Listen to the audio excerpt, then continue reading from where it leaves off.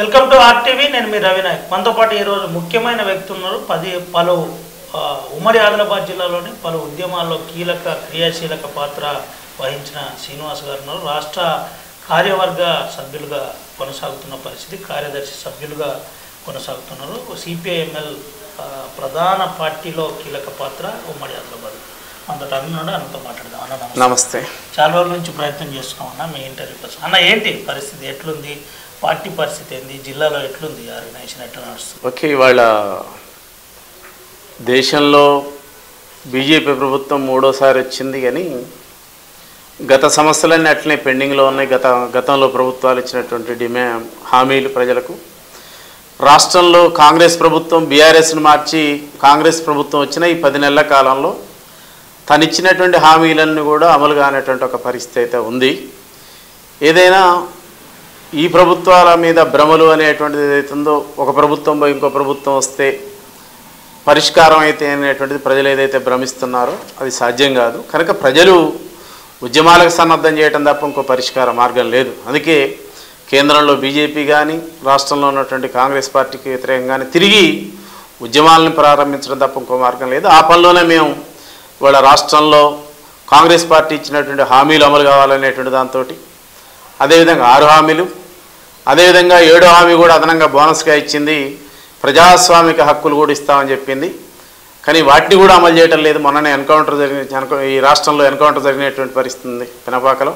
కనుక ఈ ప్రభుత్వానికి వ్యతిరేకంగా, అదేవిధంగా బీజేపీకి వ్యతిరేకంగా మొదటి నుంచి ఏదైతే ఈ 10 సంవత్సరాల కాలంలో బీజేపీ మతోన్మాద విధానాలు, ఆర్థిక విధానాలు, ప్రభుత్వ రంగ పరిశ్రమల ప్రైవేటీకరణ, 4 లేబర్ చట్టాల రద్దు, వీటన్నిటి మీద ఏదైతే ఉందో దేశవ్యాప్తంగా అదేవిధంగా రాష్ట్రంలో ఈ ప్రభుత్వాలకు వ్యతిరేకంగా ప్రజల్ని సమీకరించడం, కార్మిక వర్గాన్ని సమీకరించడం, ఇది తిరిగి ప్రజల్ని పోరాటాల్లో సమీకరించడం అనేటువంటి పని ఇవాళ పార్టీ మళ్ళీ తిరిగి పనిని ప్రారంభించడం అనేటువంటి జరిగింది. అన్న చాలా కాలంగా ఫుల్ టైం ప్రజా జీవితంలో ఉన్నారు, ప్రజల సమస్యలపై పోరాటం చేస్తున్న పరిస్థితి ఎట్లుంది జిల్లాలో? ఇంకా కమ్యూనిస్టు పార్టీ నాయకులు చెప్తే జనాలు వినే పరిస్థితి ఉన్నదా, లేదంటే ఉద్యమాల వైపు ఇంకా తీసుకువెళ్ళే పరిస్థితి ఉందా లేదా? అసలు ఏంటి పరిస్థితి జిల్లాలో?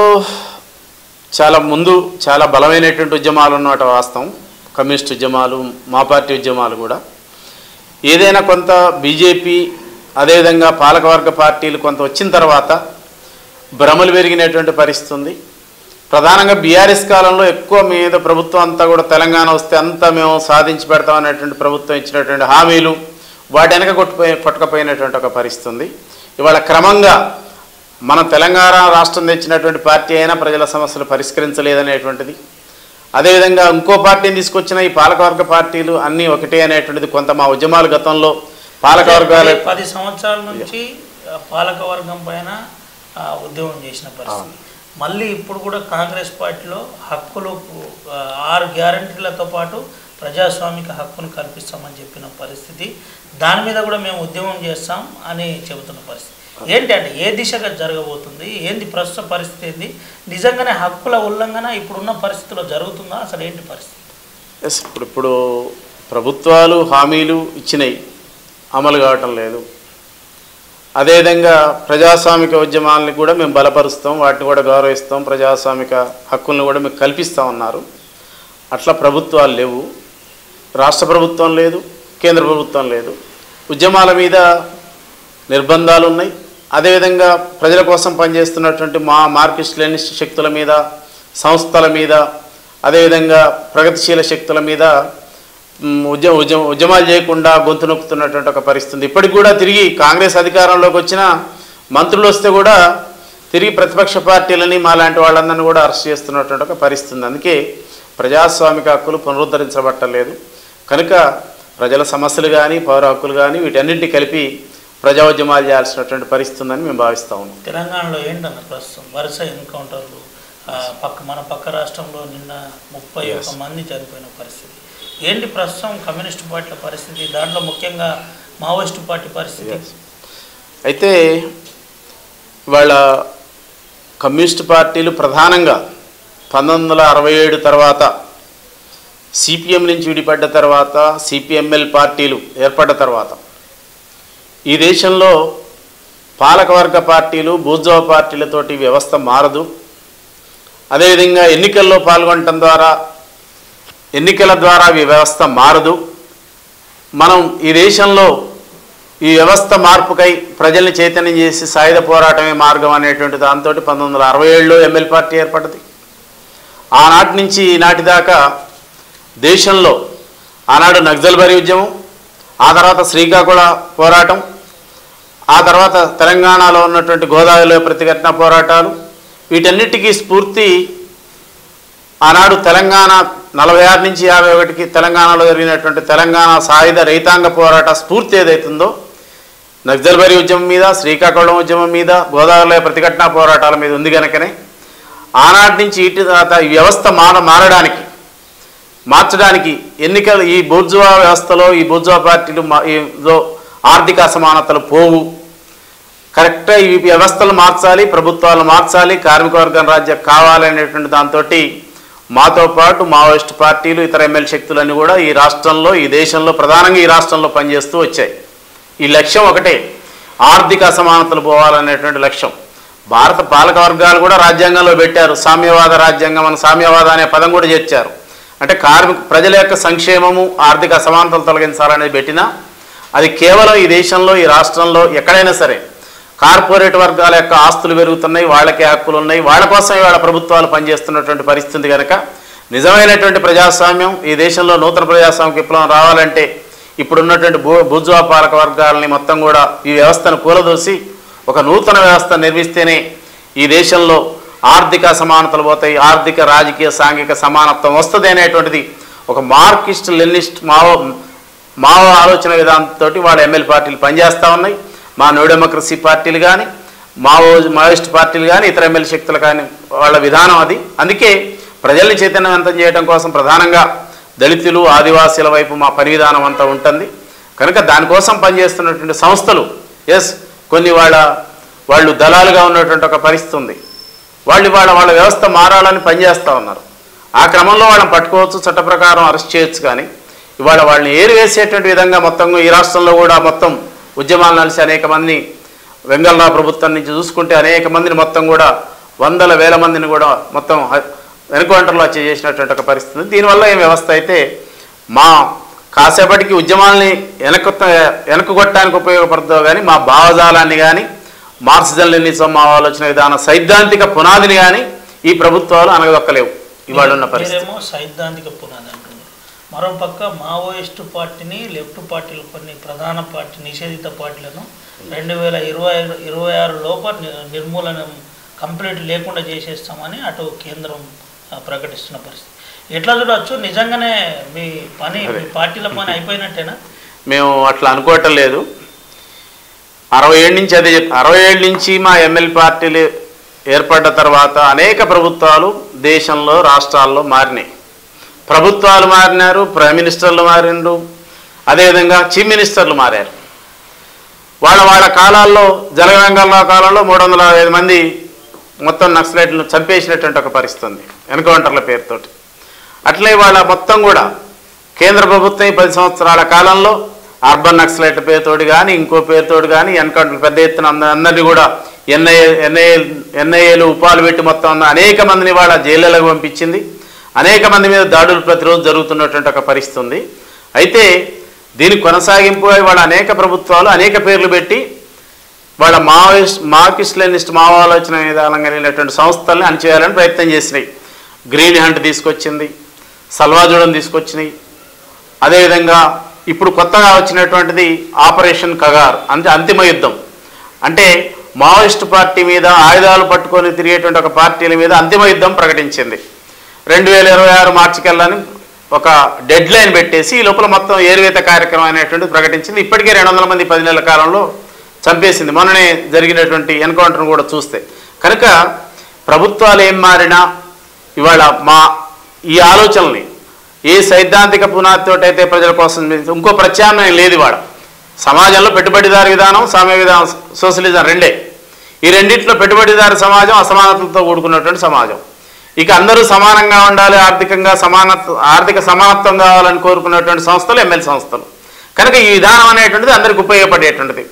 కింద అట్టడుగు వర్గాలను కూడా సమాన స్థాయికి తీసుకొచ్చేటువంటి అంశం కనుక ఈ సైద్ధాంతిక భావజాలని ఏ ప్రభుత్వాలు ఎంతమందిని ఎన్కౌంటర్లో హతమార్చినా ఈ సిద్ధాంత భావజాలం పోదు.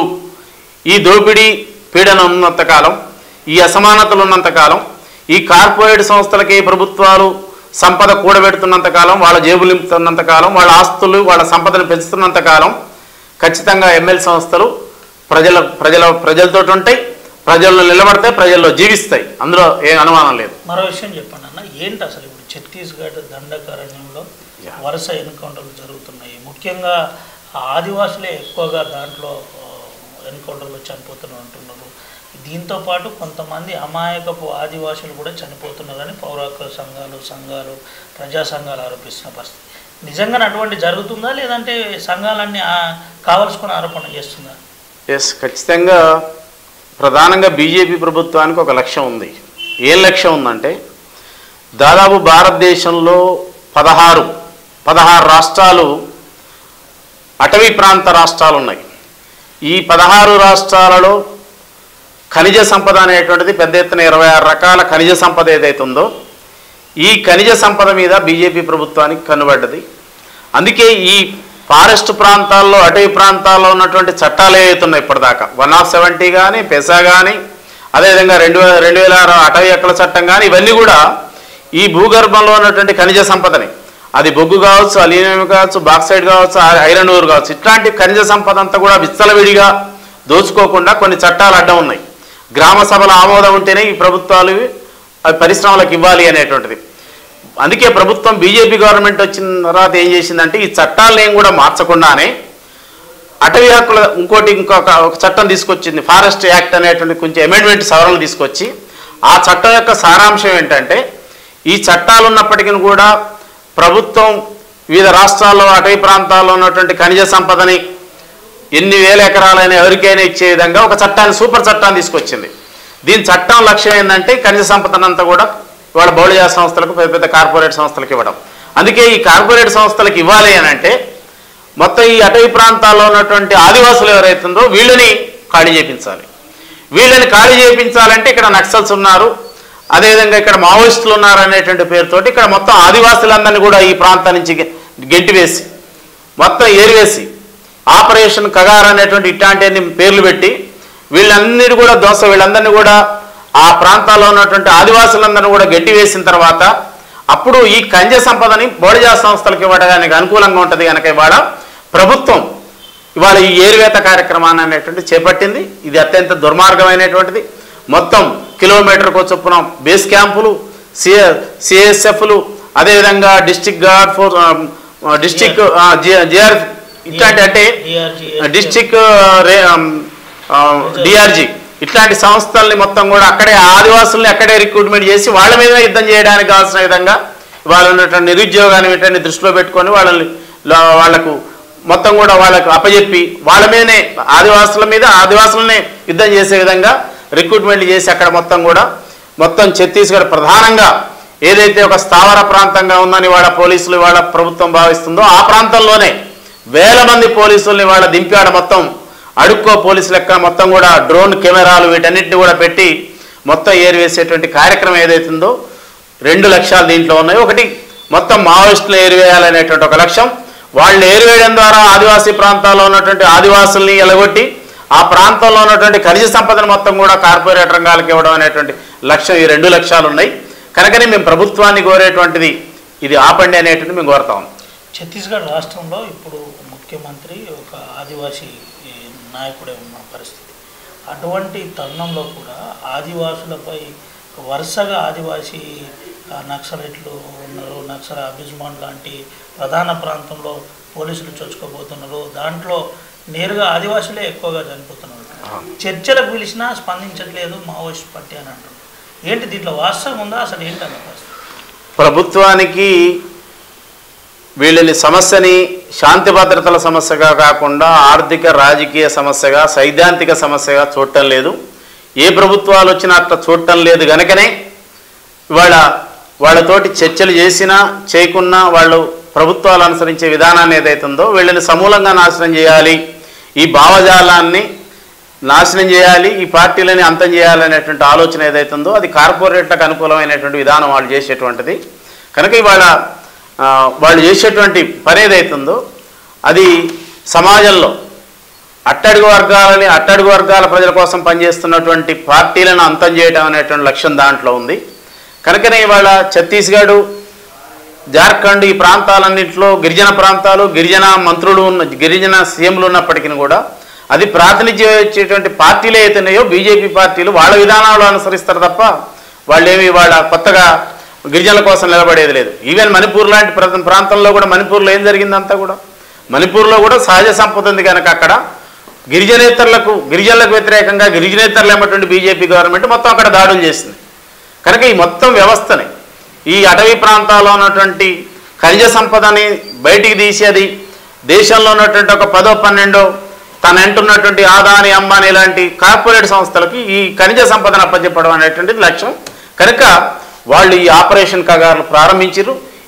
ఇది కార్పొరేట్ సంస్థల యొక్క ప్రయోజనాల కోసం తప్ప ప్రజల ప్రయోజనం దీంట్లో ఏం లేదు. కనుక ప్రజాస్వామిక ఉద్యమాలు ఎక్కడైనా చేయడానికి అవకాశం ఉంది. నిజంగానే మావోయిస్టులు వాళ్ళ తుపాకులు పట్టుకొని దళాలు తిరుగుతున్నంటే వాళ్ళని మీరు పట్టుకొని శిక్షించవచ్చు చట్ట ప్రకారం. కానీ ఇవాళ ఒక పాలస్తీనా పైన ఎట్లయితే ఇవాళ ఇజ్రాయెల్ దాడులు చేస్తుందో మూకుమ్మడి యుద్ధోన్మాద దాడుల్ని ఇవాళ ఈ ప్రభుత్వం కూడా ఏరివేత కార్యక్రమం ఒక రకంగా, అంటే ఇన్ఫర్మేషన్ తీసుకొని రౌండ్ చేసి 1500 మంది పోలీసులు 60 మంది దళ సభ్యుల మీద లేకపోతే ఒక్కడున్నటువంటి ప్రజల మీద దాడి చేయడం అనేటువంటిది అమానుష్యమైనటువంటి దాడి. ఇది మొత్తం కూడా అంతం చేసేటువంటిది ఒక రకంగా. ఈ విధానం వల్ల నక్సలైట్లు ఏదో వాళ్ళు అంతరించిపోతారు అనేటువంటిది కాదు. అంటే 26 లోపు నక్సలైట్లను అంతం చేసేస్తాం కగారు.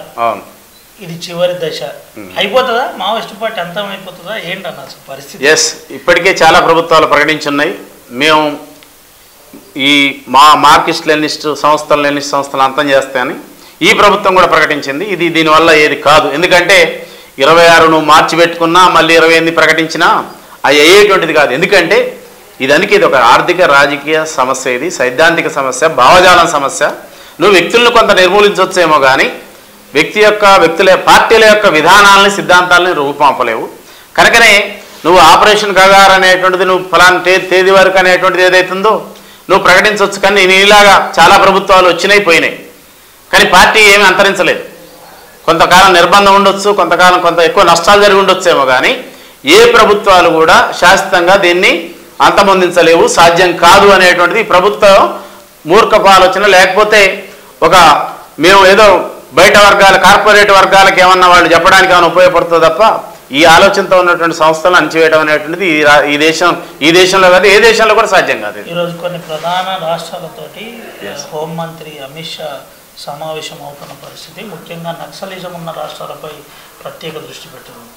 ఎట్లుండొచ్చు, ఏం చెప్పబోతున్నారు? ఒక సీనియర్ కామ్రేడ్గా మీరు ఏం చెప్పబోతున్నారు?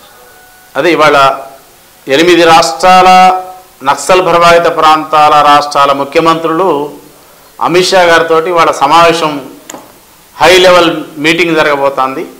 మేము అనుకున్నటువంటి దీంట్లో వాళ్ళు ప్రధానంగా ఇవాళ ఈ రాష్ట్రాల్లో ఉన్నటువంటి కోఆర్డినేట్ చేసుకొని పోలీస్ యంత్రాంగంతో ప్రభుత్వాల యంత్రాంగం చేసుకొని మొత్తం కూడా కోఆర్డినేట్ చేసుకొని మొత్తం వాళ్ళు అనుకున్నటువంటి ఆపరేషన్ కాగా 2026 మార్చి 25 నాటికి ఎట్లా మనం అంతం చేయగలుగుతాం అనేటువంటిది ఒక రివ్యూ సమీక్ష అంతే. దీంట్లో అంతకంటే ఏముండదు. ఎట్లా ధ్వంసం చేయాలి, ఎట్లా నాశనం చేయాలి, ఎట్లా ఎన్కౌంటర్ చేయాలి తప్ప ఇంకా దాంట్లో ఏమీ ఉండదు.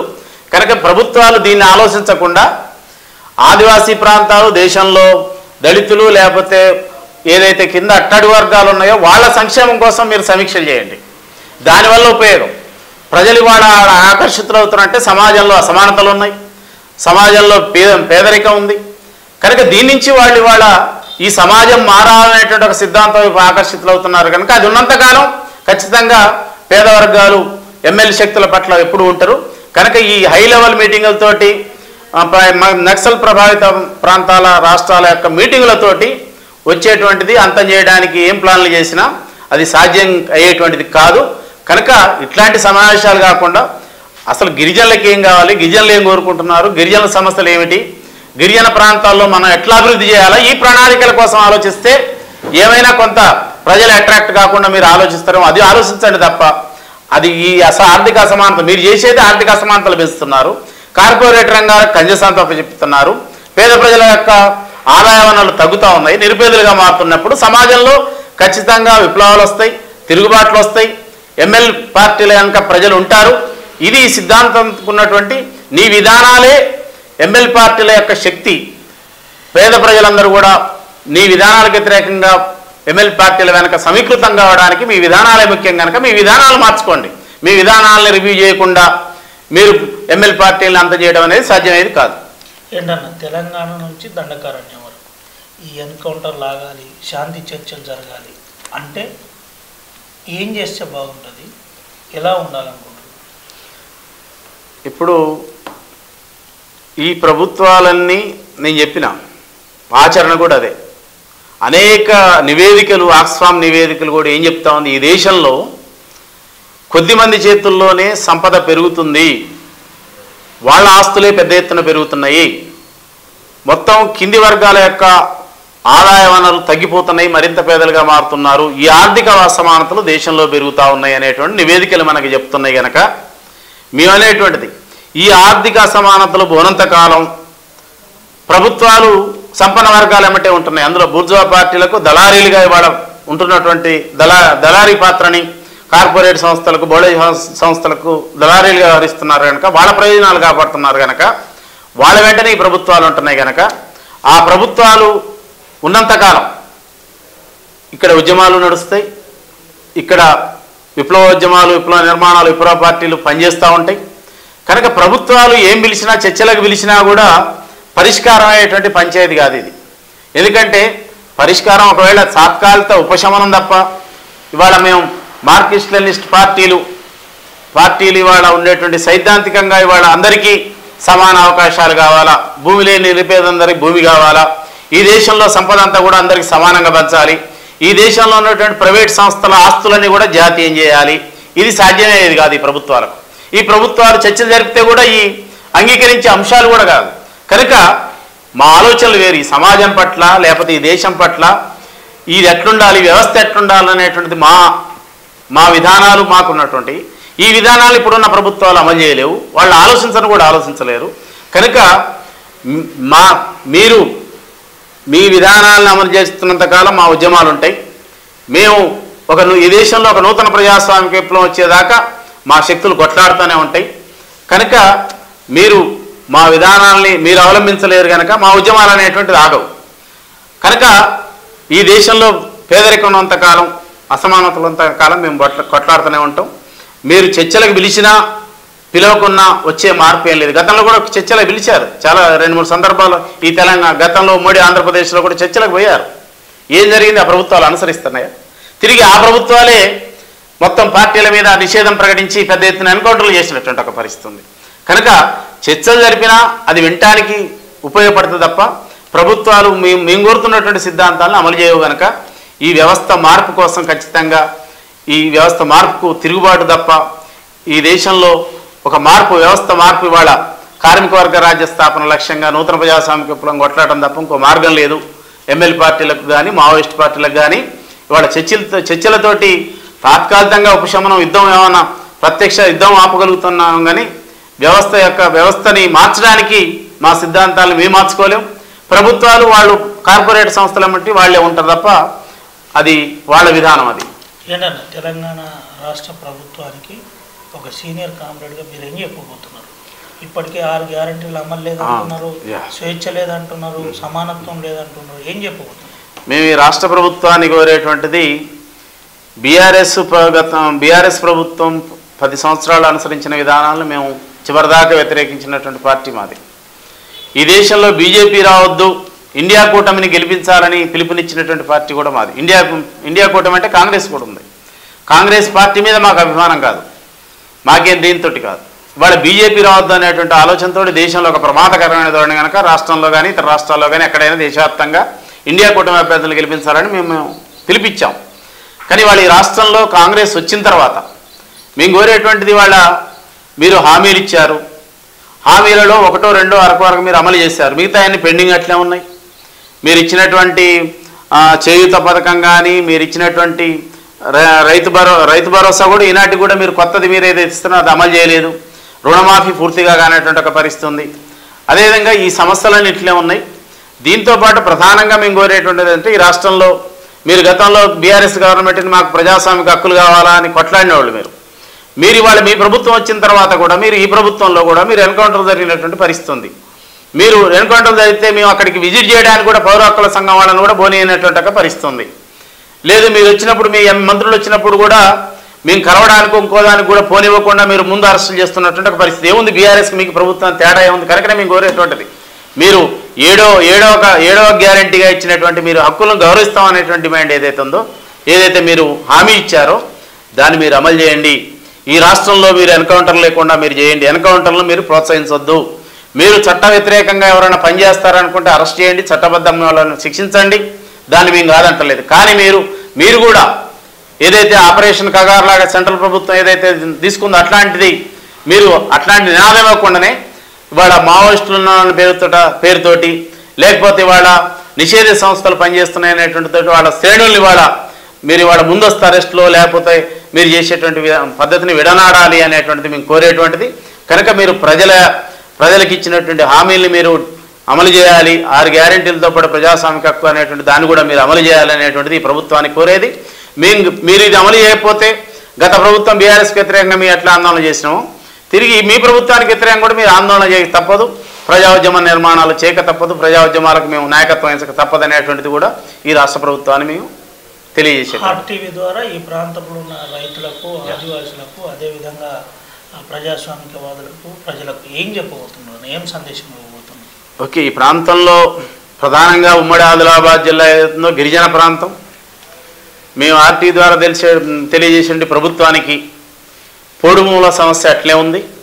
మొన్న బీఆర్ఎస్ ప్రభుత్వం ఏదైతుందో పోడు భూములు అందరికీ ఇస్తానని చెప్పేసి కేవలం 40% మంది గిరిజనులకు మాత్రమే ఇచ్చింది. ఇంకా 60% మంది గిరిజనులకు ఇవ్వలేదు, గిరిజనేతరులకు ఇవ్వలేదు.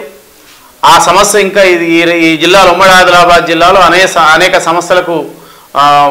సమస్యలు వస్తున్నటువంటి ఫారెస్ట్ అధికారులకు, పోడు రైతులకు కూడా అనేక సమస్యలు వస్తున్నటువంటి ఒక పరిస్థితి ఉంది. అదేవిధంగా ప్రధానంగా మేము కోరేటువంటిది ఈ జిల్లాకు సంబంధించినటువంటి నీటి వనరులు ఏదైతే ఉందో ఈ జిల్లాకు కాళేశ్వరం కట్టినా లేకపోతే ఎల్లంపల్లి ప్రాజెక్టు కట్టినా ఉమ్మడి ఆదిలాబాద్ జిల్లాకు ఒక చుక్క నీరు కూడా లేదు ఈనాటికి కూడా. కింద తెలంగాణలో ఇతర జిల్లాలకు కొంత పోతుందేమో కానీ ముఖద్వారంగా ఉన్నటువంటి ప్రాణహితకు, గోదావరికి ముఖద్వారంగా ఉన్నటువంటి ఉమ్మడి ఆదిలాబాద్ జిల్లాకు ఒక టీఎంసీ కూడా నీళ్ళు ఇవ్వలేదు. గత ప్రభుత్వాలు తుమ్మిడిగట్టి మీద ప్రాజెక్టు కట్టిస్తానని చెప్పిన కట్టియలేదు. ఇప్పటికైనా ఈ రాష్ట్ర ప్రభుత్వానికి కోరేది ప్రధానంగా రైతాంగానికి మేము కోరేటువంటిది ప్రాణహిత మీద తక్షణం మీరు డిపిఆర్ ఫైనల్ చేసి ఉమ్మడి ఆదిలాబాద్ జిల్లాకు ప్రతి ఎకరానికి నీరు ఇచ్చే విధంగా ఈ రాష్ట్ర ప్రభుత్వం తక్షణమే డిపిఆర్ని ఫైనల్ చేసి నిధులు కేటాయించి ప్రాణహిత మీద తుమ్మిడిగట్టి దగ్గర ప్రాణహిత మీద ప్రాజెక్టు నిర్మాణం చేసి రైతాంగానికి సాగునీరు, తాగునీరు ఇవ్వాలనేటువంటిది ప్రధానంగా ఈ జిల్లా రైతాంగానికి ఇవ్వాలని మేము ఆర్టీవీ ద్వారా కోరుతా ఉన్నాం. చివరిగా ఇంకో విషయం ఉన్నా, ప్రస్తుతం మావోయిస్టు పార్టీ పరిస్థితి ఏంటి? మావోయిస్ట్ పార్టీ వాళ్ళ అంతర్గత విషయం ఏదైనా వాళ్ళ విధానాల కోసం యుద్ధం చేస్తూ ఉన్నారు. వాళ్ళ పద్ధతుల ద్వారా ఈ దేశంలో వ్యవస్థ మారుతుందనేటువంటిది వాళ్ళ సైద్ధాంతిక వినాదం. అయితే వాళ్ళ వ్యవస్థ మారాలనేటువంటిది అందరిది ఒకటైనా వివిధ మార్గాలు వేరుగా ఉన్నాయి. మేము ప్రజలను చైతన్యం చేసేటువంటి స్థితిలో ప్రజల్ని ఇంకా ఈ వ్యవస్థ మార్పుకై ఈ ప్రభుత్వాలకు వ్యతిరేకంగా నిలబడే చైతన్యం తీసుకొచ్చే విధంగా మేము పనిచేస్తూ ఉన్నాం. సాయుధ పోరాటం ద్వారా మాత్రమే ఇప్పుడు ఈ ప్రభుత్వాలు వ్యవస్థను మారుతాం అనేటువంటిది వాళ్ళ ఆలోచన. అయినా వాళ్ళ నమ్మినటువంటి సిద్ధాంతం కోసం వాళ్ళ త్యాగాలు చేస్తూ ఉన్నటువంటి పరిస్థితులు. కమ్యూనిస్టు పార్టీలన్నీ రానున్న రోజుల్లో ఒక తాటిపై వచ్చే అవకాశం ఉందా లేదా? కమ్యూనిస్ట్ పార్టీలలో ఈ ఐక్యం కావటం అంటే సిపిఐ సిపిఎం పార్టీల యొక్క విధానాలు ఒకటిగా ఉన్నాయి. సిపిఐ సిపిఎం తర్వాత 67 తర్వాత వచ్చినటువంటి ఎంఎల్ పార్టీల విధానాలు వేరు. కనుక సైద్ధాంతికంగా కలవడం అనేటువంటిది కష్టం. కానీ ప్రజల సమస్యల మీద, రైతాంగ సమస్యల మీద, లేదు ఈ దేశంలో బీజేపీకి వ్యతిరేకంగా కొట్లాడే అంశాల మీద కమ్యూనిస్ట్ పార్టీలు ఐక్యజమాలు చేయగలుగుతాయి తప్ప ఇప్పుడే కలిసేటువంటి పరిస్థితి లేదు. విధానపరమైనటువంటి కొంత ఐక్యత కలిగినటువంటి, భావసారూప్యం కలిగినటువంటి ఎంఎల్ పార్టీల మధ్య ఐక్యత ఉంటుందేమో కానీ అన్ని కమ్యూనిస్ట్ పార్టీలు ఒకే గొడుగు కింద వచ్చేటువంటి పరిస్థితి అయితే లేదు. రైట్ అన్న, థ్యాంక్ యూ. ఇది పరిస్థితి రానున్న రోజుల్లో ఈ గవర్నమెంట్ చెప్పిన విధంగా 6 గ్యారెంటీలతో పాటు మరో గ్యారెంటీ ఇస్తా అని చెప్పారు. అది స్వేచ్ఛ సమానత్వం. అది ప్రస్తుతానికి తెలంగాణలో లేదు. వరుస గతంలో ఎన్కౌంటర్ జరిగిన పరిస్థితి, ఆ ఎన్కౌంటర్ లేని తెలంగాణ కావాలి. దీంతో పాటు ఛత్తీస్గఢ్ లాంటి రాష్ట్రంలో వరుస ఎన్కౌంటర్లు జరుగుతున్నాయి. ఆ వరుస ఎన్కౌంటర్లు అన్నీ కూడా ఒక రకంగా ఆదివాసీ ప్రజలను పూర్తి స్థాయిలో హరించే విధంగా, వారి హక్కులు హరించే విధంగా ఉన్నాయి. ఖనిజ సంపద అంతా బహుళ జాతి కంపెనీలకు కట్టుబెట్టడానికే కేంద్ర ప్రభుత్వం ఈ విధంగా వ్యవహరిస్తుందని చెబుతున్న పరిస్థితి. అది మరోపక్క ఏ సమావేశాలు జరిగినా అది ప్రజల పక్షాన ఉండాలి తప్ప బహుళ జాతి కంపెనీల పక్షాన ఉంటుంది. వెంటనే ఈ విధానం మారనన్ని రోజులు ఏదో రకమైన పోరాటాలు జరుగుతూనే ఉంటాయని సీనియర్ కామ్రేడ్ మనతో శ్రీనివాస్ చెప్పిన పరిస్థితి కనబడుతుంది. ఎవరు సాయితో రవినాయక్, ఆర్టీవీ, ఆదిలాబాద్. మరిన్ని వీడియోస్ కోసం ఛానల్ సబ్స్క్రైబ్ చేయండి. లేటెస్ట్ అప్డేట్స్ కోసం వాట్సాప్ ఛానల్ ఫాలో చేయండి. అండ్ లింక్ డిస్క్రిప్షన్ లో ఉంది.